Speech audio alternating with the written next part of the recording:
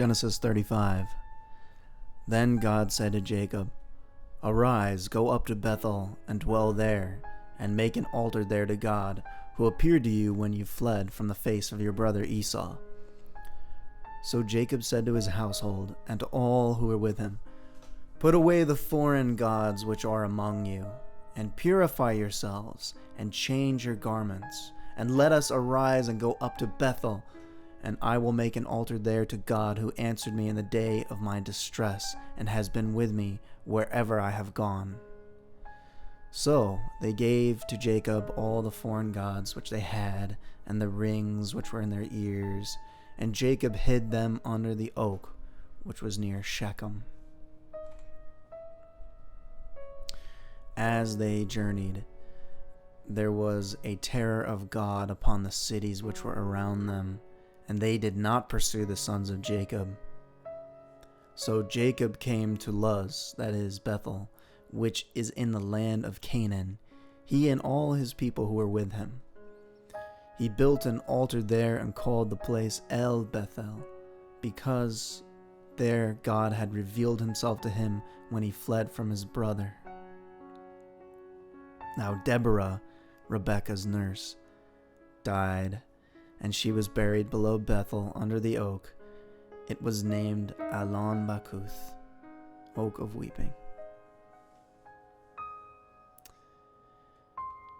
A quick note on they got rid of the rings. There's other times where God himself placed rings on people. These must have been pagan, let's see what Dr. MacArthur says. Moving to Bethel necessitates spiritual preparation beyond the level of an exercise in logistics. Possessions of idolatrous symbols such as figurines, amulets, cultic charms, rings in their ears. So perhaps they had spiritual meaning that the people attached to them. So, and that's the context. Putting away the foreign gods which are among you, purify yourselves, change your garments. So they gave the foreign gods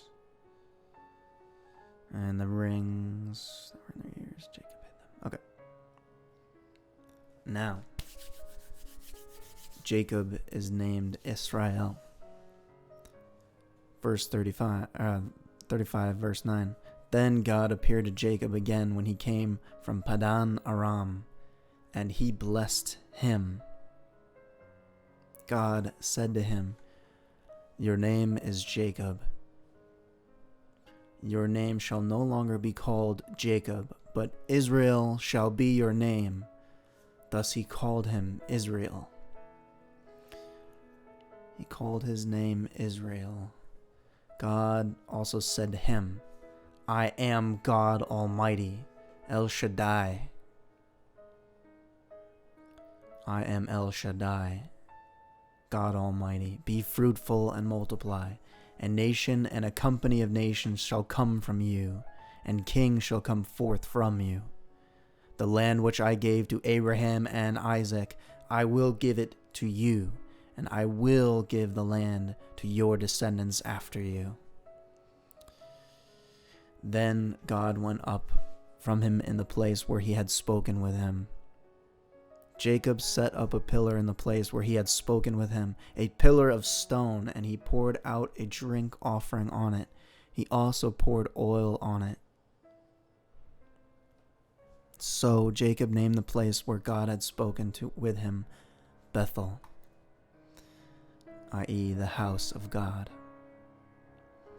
Then they journeyed from Bethel, and when there was still some distance to go to Ephrath, Rachel began to give birth, and she suffered.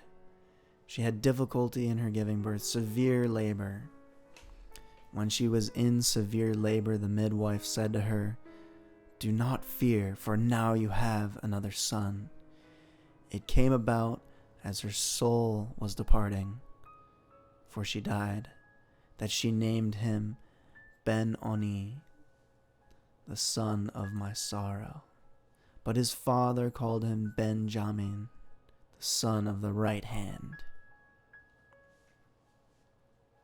So Rachel died and was buried on the way to Ephrath, that is, Bethlehem. Jacob set up a pillar over her grave, that is the pillar of Rachel's grave to this day. Then Israel journeyed on and pitched his tent beyond the tower of Eder, Migdal Eder, Eder or flock, the tower of the flock. Then Israel journeyed on and pitched his tent beyond the tower Eder.